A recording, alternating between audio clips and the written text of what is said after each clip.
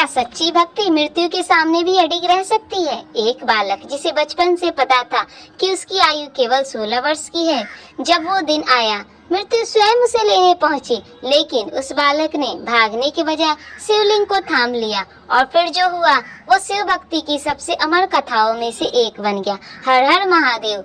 Soul वेद की 30 days of Sawan stories के day 15 में आपका स्वागत है। बहुत समय पहले मृकंडू नाम के एक ऋषि थे। वे और उनकी पत्नी भगवान शिव के परम भक्त थे, लेकिन लंबे समय तक उन्हें संतान की प्राप्ति नहीं हुई। उन्होंने भगवान शिव की कठोर तपस्या की। जब शिव जी प्रसन्न हुए तो उन्होंने उन्हें 2 विकल्प दिए। एक पुत्र अत्यंत गुणवान, तेजस्वी और ज्ञानी होगा, लेकिन उसकी आयु केवल 16 वर्ष होगी, और दूसरा पुत्र दीर्घायु होगा, लेकिन उसके गुण सामान्य होंगे। मृकंडू ऋषि ने गुणवान पुत्र को चुना और जन्म हुआ मार्कंडेय का। बचपन से ही मार्कंडेय का मन भगवान शिव में लगा रहता था। उन्होंने कम उम्र में ही वेद शास्त्रों का ज्ञान प्राप्त कर लिया, लेकिन जैसे जैसे उनका 16वां वर्ष करीब आया, उनके माता पिता का दुख बढ़ने लगा। एक दिन मार्कंडेय ने उनकी उदासी का कारण पूछा।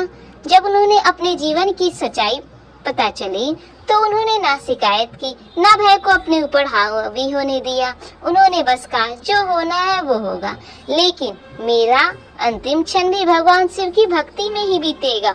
और फिर वो दिन आ गया। मार्कंडेय शिवलिंग के सामने बैठ गए। उन्होंने भगवान शिव का स्मरण किया और दोनों हाथों को शिवलिंग को थाम लिया। तभी यमराज वहां प्रकट हुए। मृत्यु सामने खड़ी थी, लेकिन मार्कंडेय नहीं डरे। उन्होंने शिवलिंग को और भी कसकर पकड़ लिया और अपनी भक्ति में लीन रहे। यमराज ने अपना पास फेंका, लेकिन वह पास मार्कंडेय के साथ साथ शिवलिंग के चारों ओर भी पड़ गया, और तभी भगवान शिव स्वयं प्रकट हुए।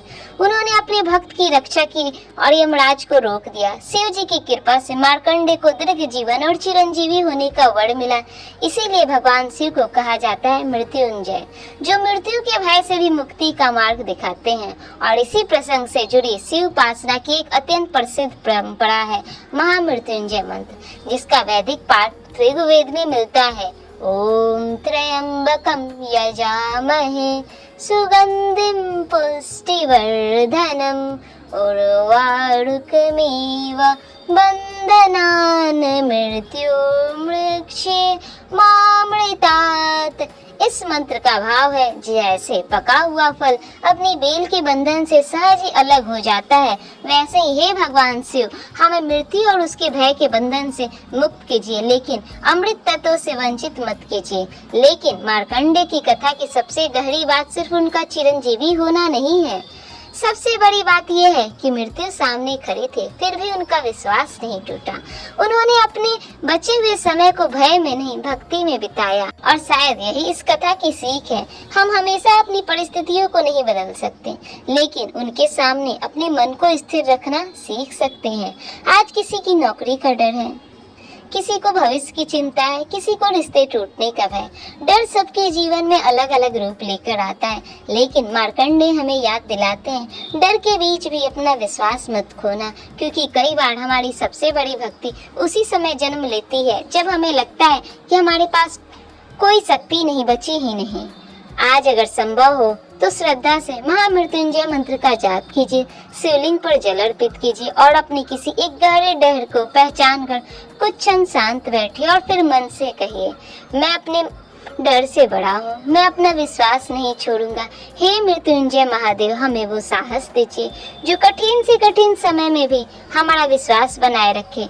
जब भय हमें घेर ले तो हमारा मन स्थिर रहे, और जब रास्ता दिखाई ना दे तो हमारी भक्ति हमारे भीतर प्रकाश बनकर जलती रहे। हर हर महादेव। कल सुनिए भस्मासुर की कथा, एक ऐसा वरदान जिसने वरदान पाने वाले को ही विनाश के रास्ते पर खड़ा कर दिया। जब शक्ति विवेक के बिना मिल जाए तो उसका परिणाम क्या होता है, कल जानिए।